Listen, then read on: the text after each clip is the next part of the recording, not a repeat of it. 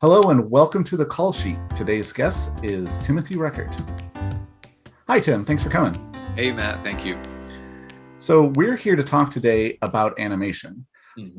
And you have a really interesting history with animation because your first, I guess you would say, breakout film was a stop motion animated film called Head Over Heels. And that was a student project, right? Right. Yeah. So tell us about your history as a film student and how you got into doing stop motion animation. Yeah, it was a kind of an interesting path. When I've been wanting to make movies since I was like 10, 11, 12, 13-ish, in that area. Kind of caught the bug using my mom's like home video camcorder with my siblings and making movies, usually slasher movies. We just kill each other, and someone shoots a gun, then you cut and you see that same kid going, so that kind of thing. That's where I caught the bug. And then I went to college and specifically did not study film because I kind of felt like I didn't want to go to college, study filmmaking, come out ready to make movies, but not know anything about the world I was going to be making movies about. So I studied history and literature as a college student. Really enjoyed that. But along the way, kind of found like, I kind of miss making movies, but all my roommates, all my friends were too busy with homework and stuff to act in a movie. And I started taking animation classes sort of as an elective. I had always been an animation fan, but I was never one of those kids who knew I want to do animation. I love drawing. It's all I want to do with my whole life. I wanted to make movies. And I really got into animation as a way to make movies by myself. Because all I had to do was like build a little puppet and be in a dark closet and just move it a little bit at a time, and then I could make a movie, right? I mean, turns out that's actually a horrible reason to go into animation because if anything, it's even more collaborative than live action filmmaking. But it was enough to get me going, and I found, like, one, I really enjoyed it. And two, I was finding that I was good at it. And a lot of the people who were in my classes were not as good at it and also were not enjoying it. So I kind of took note of that and thought, this may be something where something I have a talent for and something where I have a bit of a comparative advantage. That was the way I thought of it in my head. It was like a little bit Machiavellian in a way. It's like, if I want to break into film, I could be a tiny fish in a huge ocean, or I could be the same tiny fish in a much smaller pond within the world of animation. And so I thought, let me do that. And so when I finished my undergrad degree, I went to graduate school for animation. That's what my film school was, graduate school, not undergrad. And so I went to the UK. I went to England, where they have a school called the National Film and Television School. It's a tiny, tiny school, only 8 students per year in each discipline.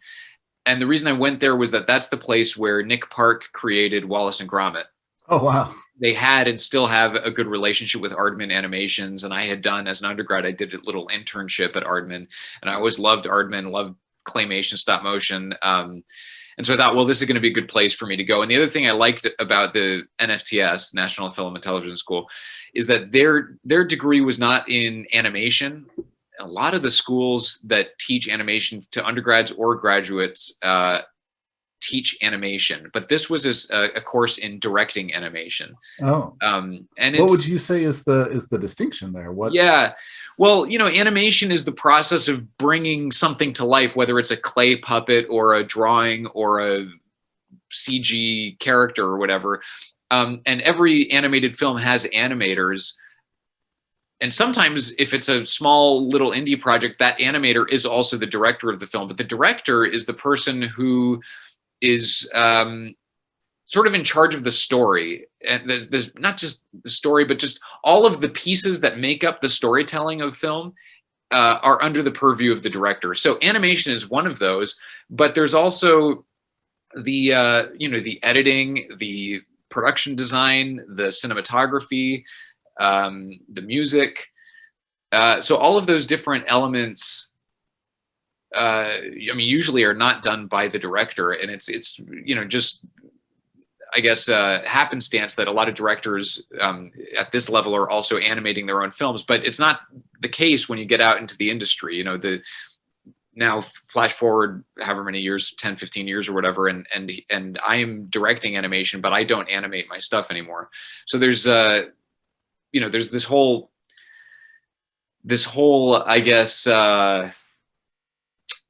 thing of leading a team, and sort of conducting all of those different elements together so that there's one coherent vision. That's what directing is generally. I mean, I usually think of it a lot like the conductor of an orchestra, because the orchestra is, you're there to listen to music, right? And the conductor's not the one, he's not making any music, he's not making any sound at all, but he's the guy that gets the big applause. And why is that? Well, it's because that ensemble is there, and they're brought together by the conductor and his leadership. So that's kind of what the director is doing. Even though the director may not be voice acting or animating or writing the music or any of that stuff, he is the one kind of pulling all those pieces together so that it's one coherent experience.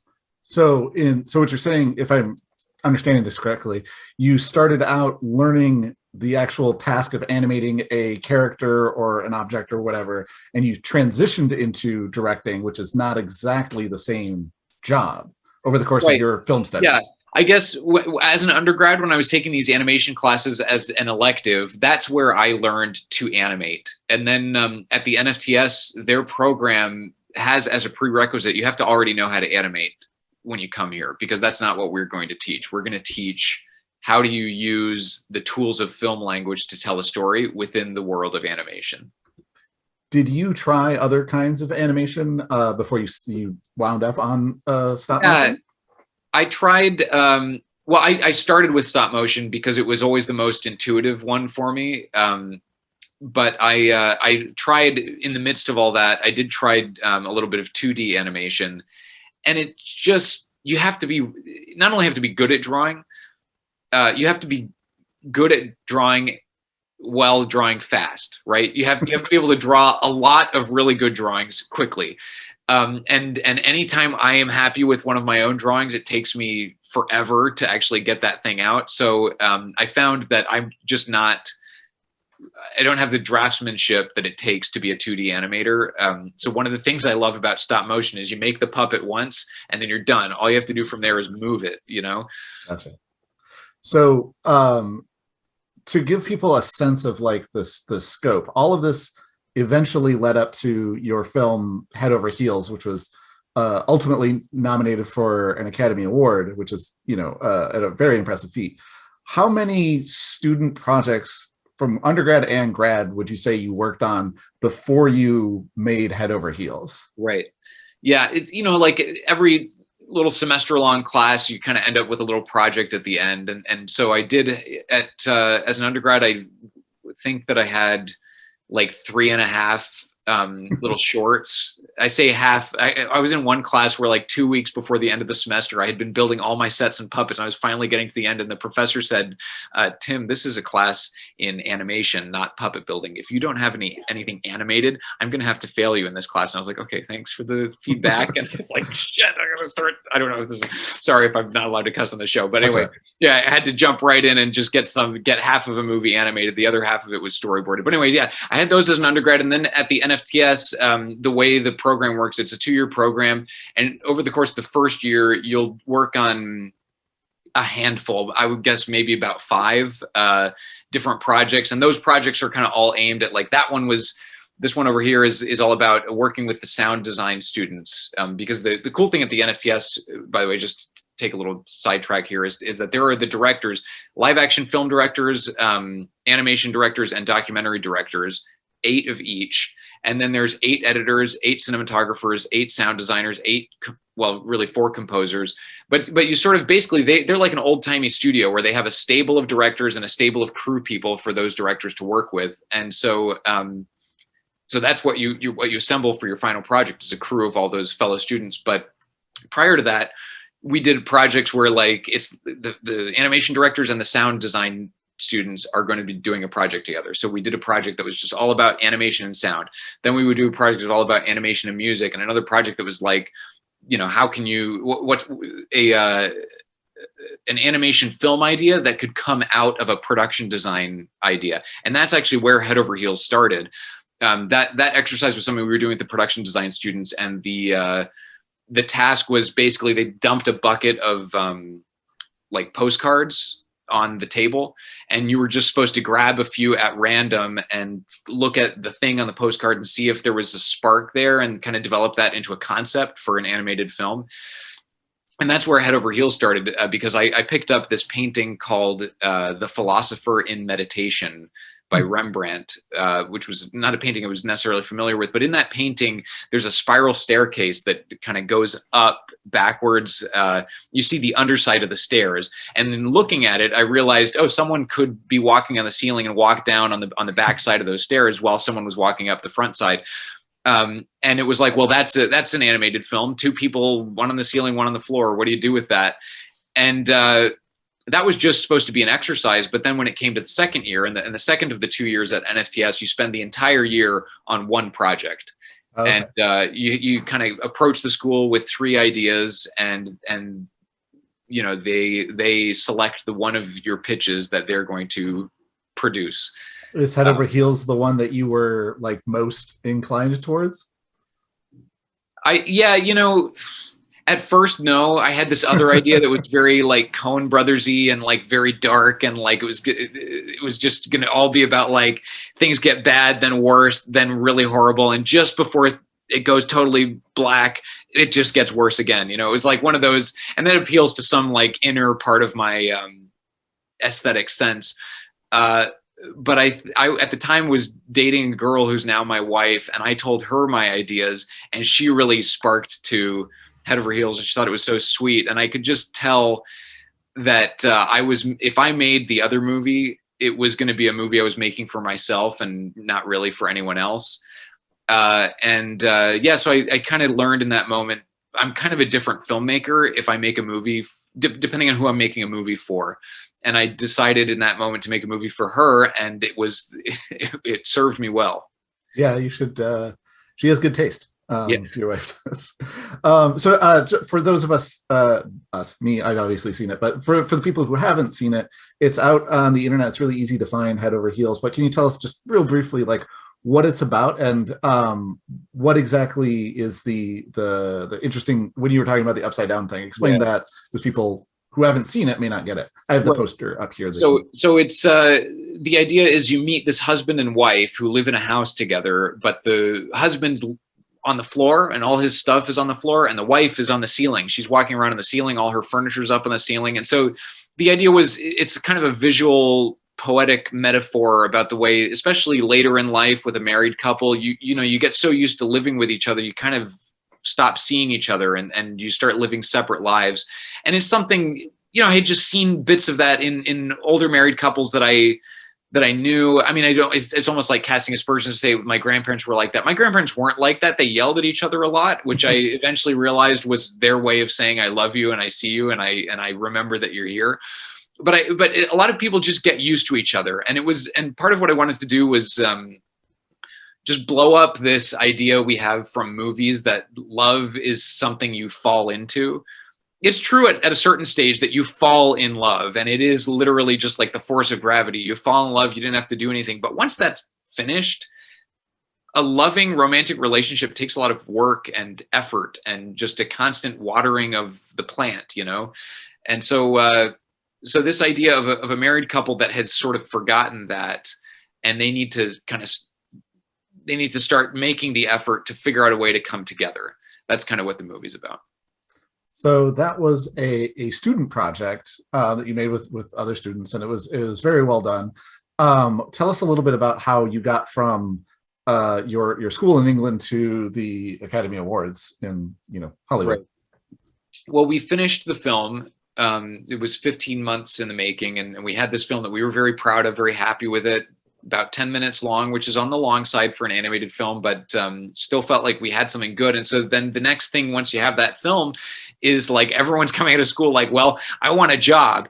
And one way to get a job is to achieve some notoriety on the film festival circuit. And so that was the goal from the beginning, was just to send it out to a lot of film festivals. We, identified, the Academy is a good resource on this, actually, because the Academy has given accreditation or I don't know what you'd call it exactly, but they have like certified certain festivals around the world as Academy qualifying festivals.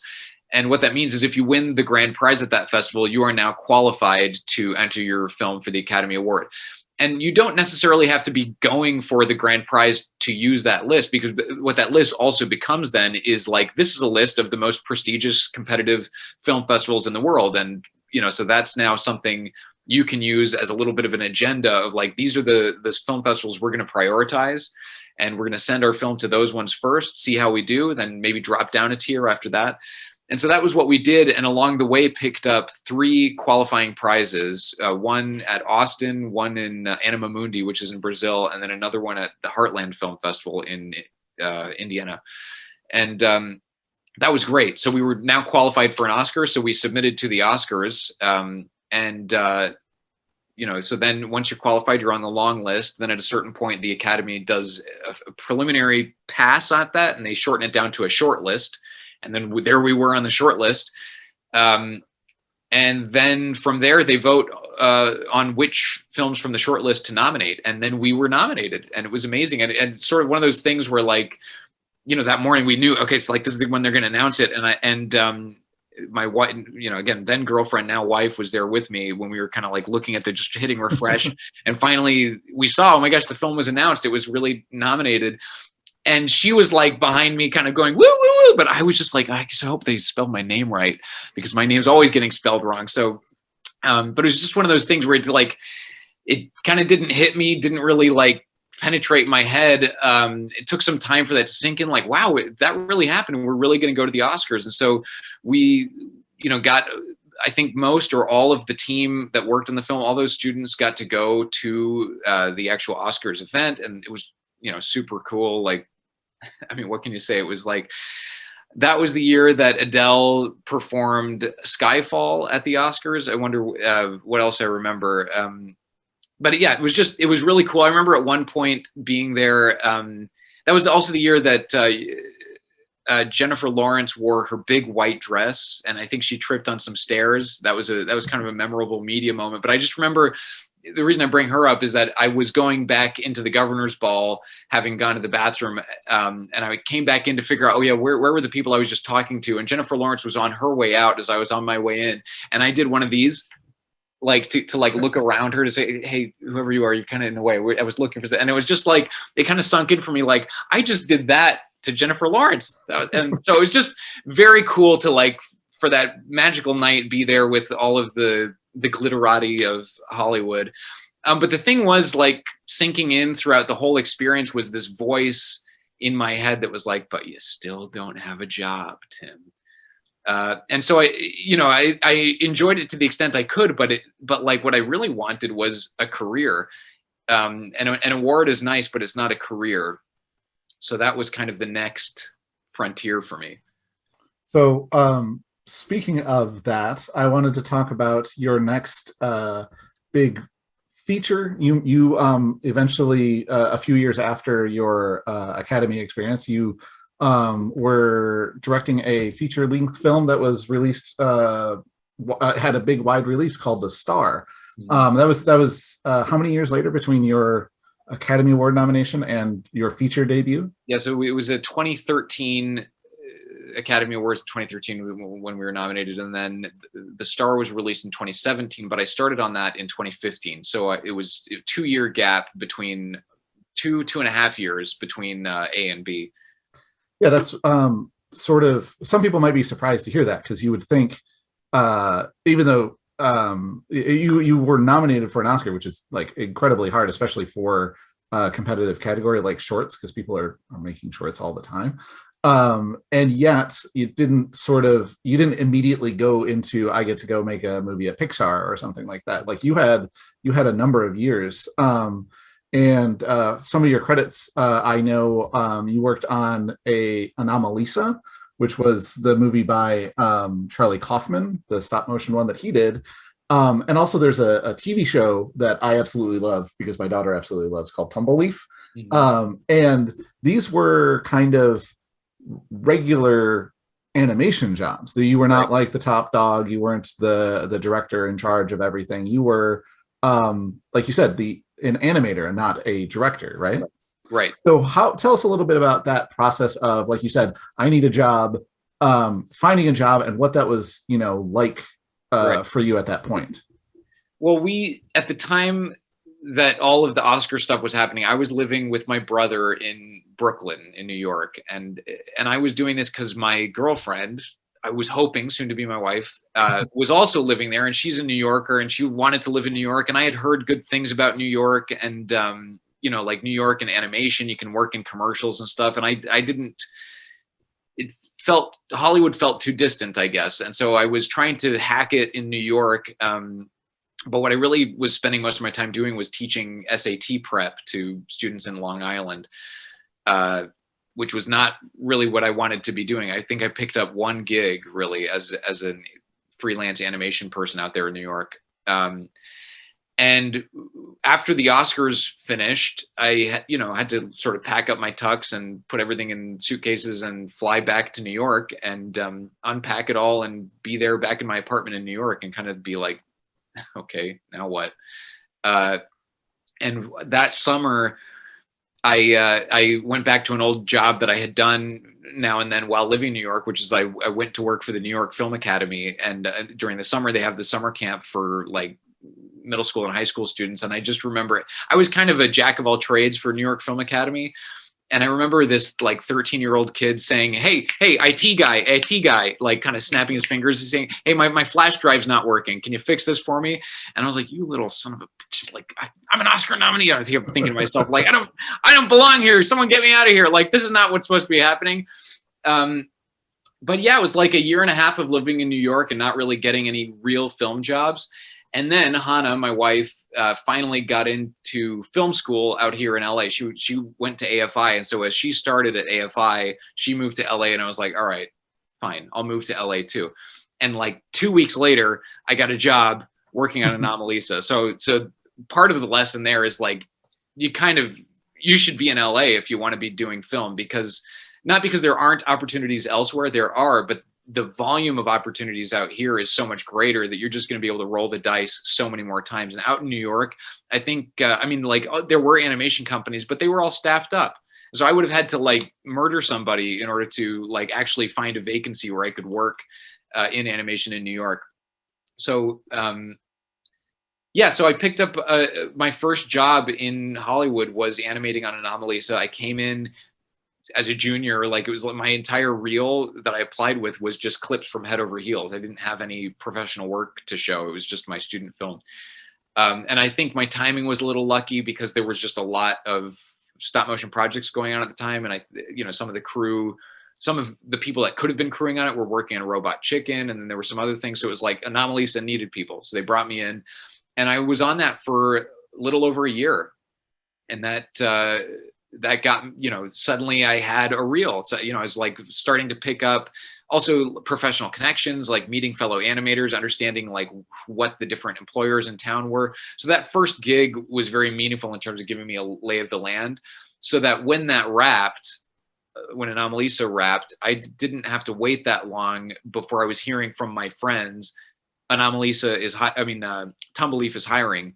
So Tim, come on out and do a test shot for us. And that was my next gig. So I was working on Tumbleaf then. But yeah, these were like craft skills type jobs. I say craft skills because I remember reading as a student some advice that everyone who wants to be a director should have a craft skill, i.e.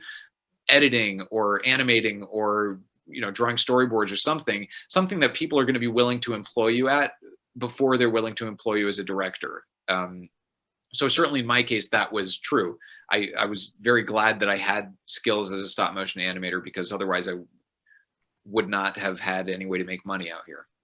I remember in film school, I was talking with a young freshman and I was like a senior or something. And he asked me what classes to take. And I said, I took a really good cinematography class with one of our professors there, and said he was great and you should take it because I learned a whole lot in that class. And he said, I don't want to be a cinematographer. I want to have a vision. And I was like, how are you going to have a vision if you don't know how the lights work in your film? And so I think that's really great advice, is learning those different kinds of things, because not everybody knows them. And honestly, not everybody's going to end up directing. like you have, and they need a job. And you can be perfectly happy animating, and or editing or sound mixing or whatever it is that you're good at. You can have that job, and that's just as important as having that directorial vision. No, that's true. And beyond that, anyone who does want to be a director would be doing themselves a favor by having the experience of being directed, because you learn a lot about what makes a good director and what makes a bad director from interactions with the director, being on the other side. And you're like, okay, when I'm directing, whenever that day comes, I want to make sure I'm never that guy that just said that to me, or I want to do that thing that this guy just, that was very nice. It made me feel valued. I'm going to take a note of that. I think it's a, because once you're directing, like, who else is going to teach you how to direct? Like, you're not, there's no one else. It's kind of one of the things I've found is it's a little lonely because you only have yourself to learn from. The only way you learn from yourself is by making mistakes. So that actually, I was sort of curious about Anomalisa because I believe Charlie Kaufman had made some movies, but I don't know if he had done stop motion before. Whereas your, Academy Award nominee Tim Reckart, like, what was that like working for somebody like that? And what sort of, like you said, you learn from other directors. What sort of stuff did you learn from being an animator on a different person's, film? Well, and now that movie had two directors. Charlie Kaufman was this kind of the writer director, but then there was also Duke Johnson, who was also credited as director, also definitely a director on the film. But he was there day to day directing the animators, and animation is a very slow process. And if it's not kind of in your blood or whatever you want to say, it can be tedious, and people just have not very much patience for it. And I think that Charlie just didn't want to be there every day. Oh, like, show me the latest second and a half that you've animated. Great, you're on the right track. You know what I mean? So, so we saw Charlie was mainly directing in editorial, and so Duke was the one we interacted with most often. But there were a couple of fun moments where my path crossed with Charlie. The first one was Charlie's coming today, everybody. So he's gonna come by. He wants to say hi to everybody. So just like be ready for that when you're on your unit. In stop motion, you're kind of in a dark. You're just surrounded by four curtains four duvetine curtains in a dark thing with your set and your puppets all by yourself, and you're just moving them, taking a picture, moving them, taking a picture.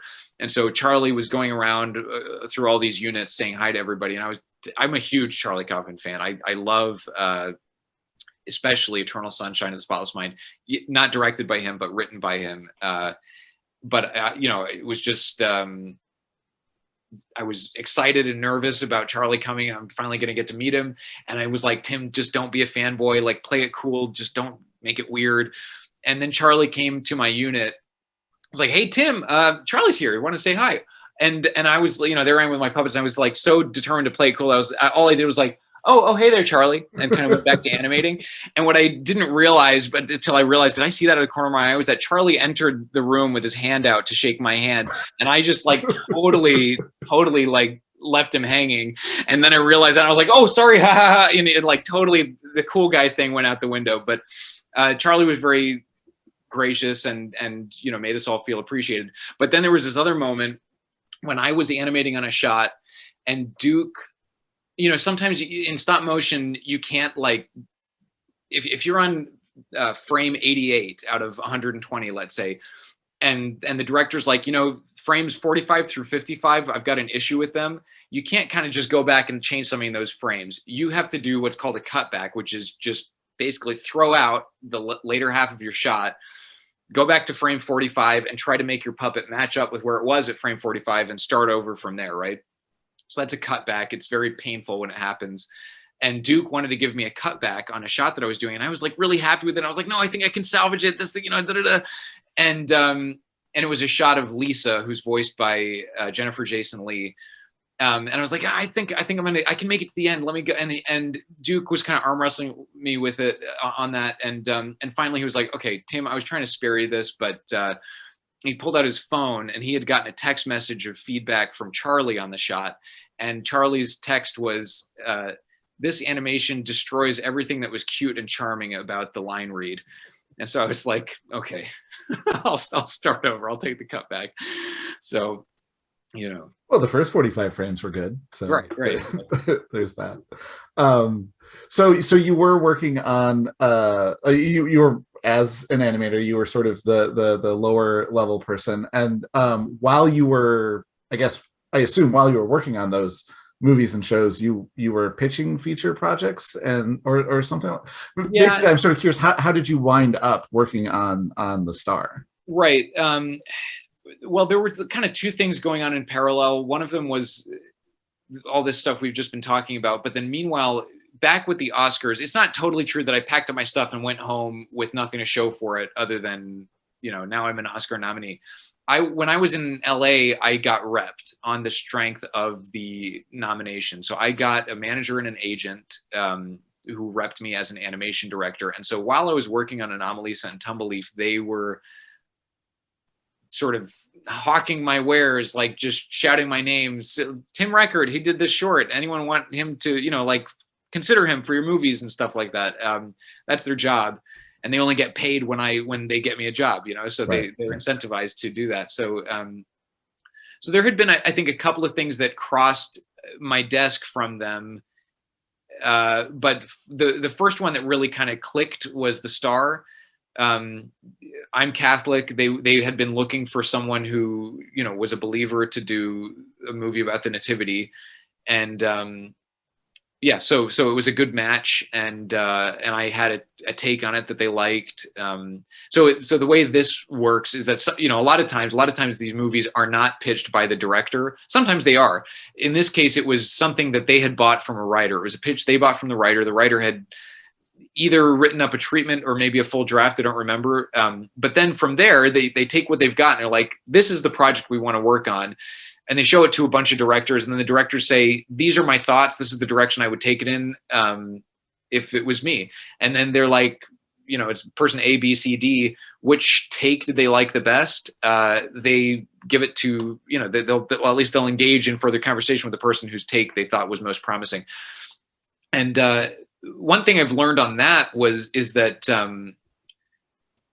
it's good to be honest. Like, there could be, you could think there's a temptation to pitch the take that you think they want to hear. Right. On The Star, I don't think I did this consciously or deliberately. I just wasn't smart enough to think this through, but I benefited from my own clumsiness. I was rather critical when I got in there, and I said, these are the things I don't like. I wouldn't do these things. Like, it was at the time just very metaphorical and had a lot of sort of allegory in it. And it was actually it was a different film completely from The Star. It was at that time, it was a film called The Lamb. And I, in some ways was maybe like overly candid. You might worry, was I overly candid? But then I was surprised to get the gig.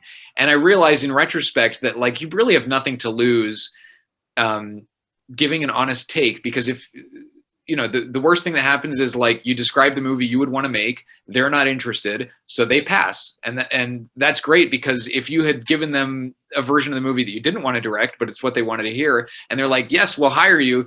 Well, guess what? Now you're stuck making a movie that you weren't interested in making from the beginning anyway. So that's kind of how things went with The Star. Basically, we had an incoming call that was like, we have this thing, we'd like to see what Tim thinks of it.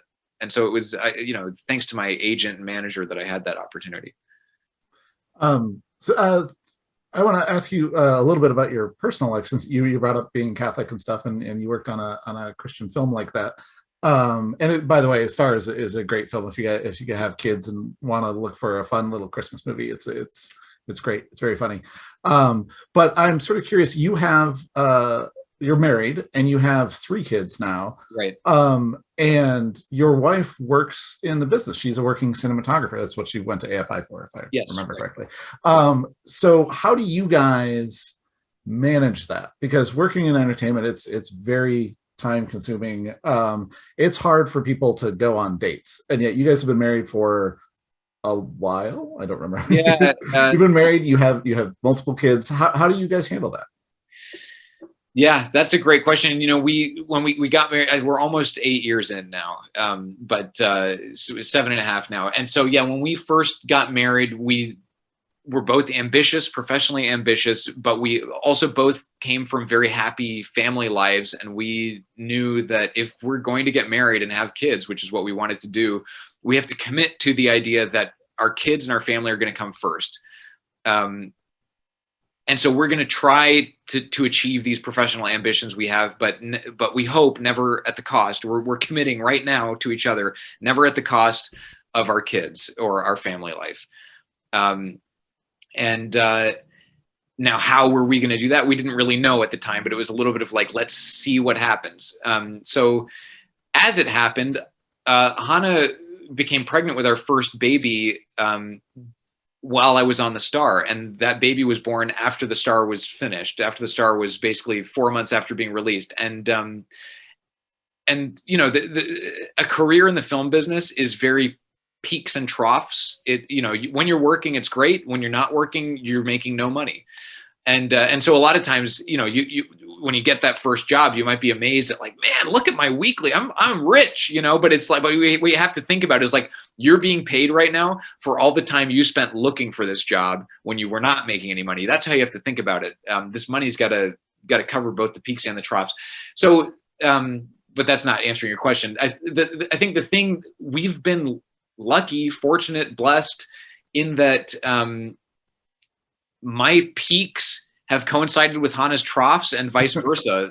Hannah shot a feature, I don't know how recently, but it was during the pandemic, and it happened to coincide with a moment of sort of professional lull for me when I could afford to be the primary caretaker of the kids. And so she could be full-time shooting that feature.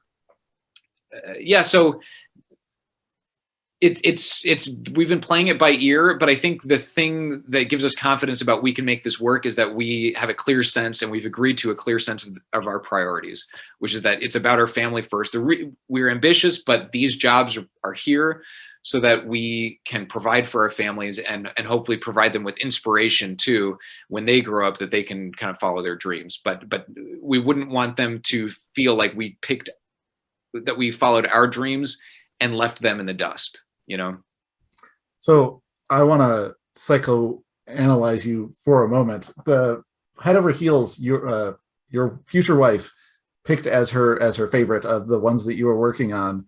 And it's a movie about a married couple who have sort of drifted apart. And yet you guys, I don't know if yet is the right phrase, but you guys made a conscious effort to not do that.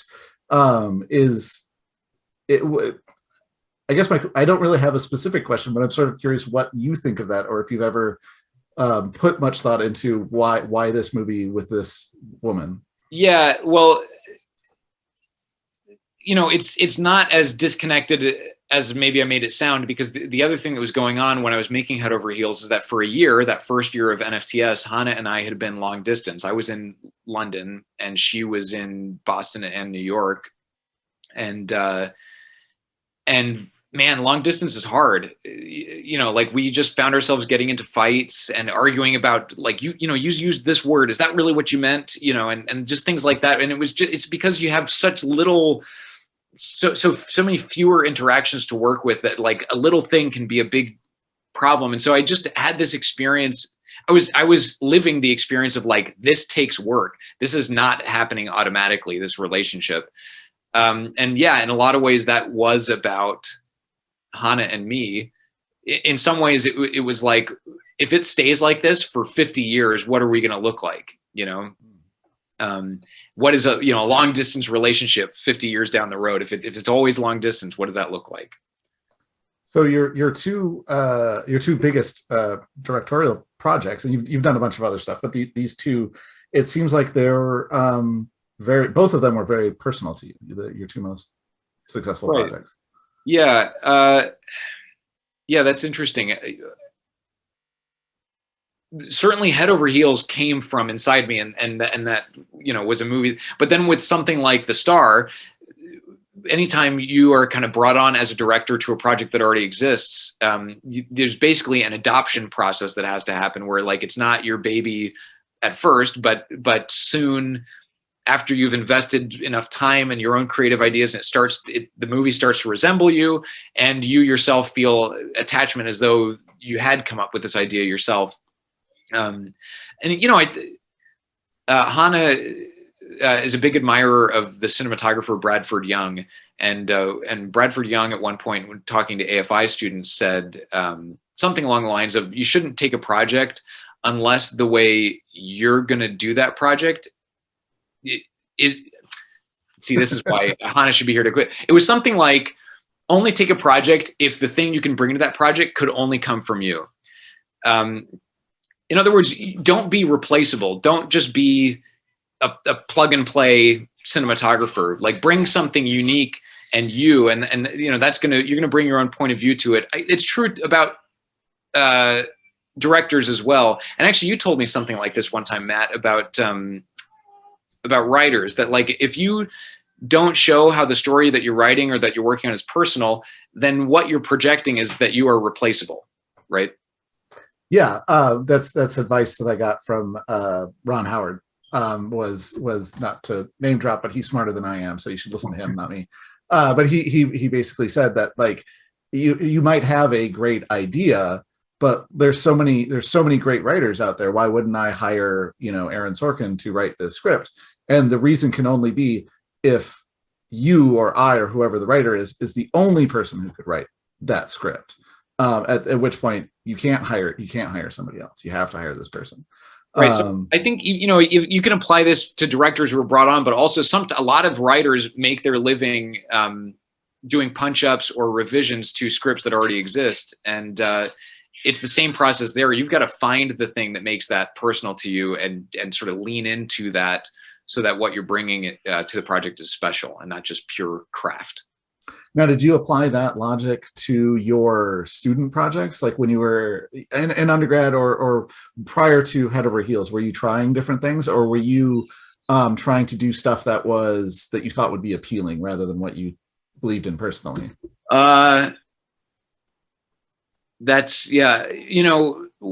With Head Over Heels, part of the reason I glommed onto it was like, oh, this is a very distinctive image. Someone upside down, someone right side up. So I felt like that was something that I could go to a party at a festival and be like, I'm the guy that made the Upside Down movie, and someone would know, oh yeah, I remember that movie. So there was a nice hook, a nice visual hook, a nice brand to the project, and then from there, I was like, I like this concept. What is that movie about? And I think that's where I started to kind of pour the more personal stuff into it and explore what that would mean to me.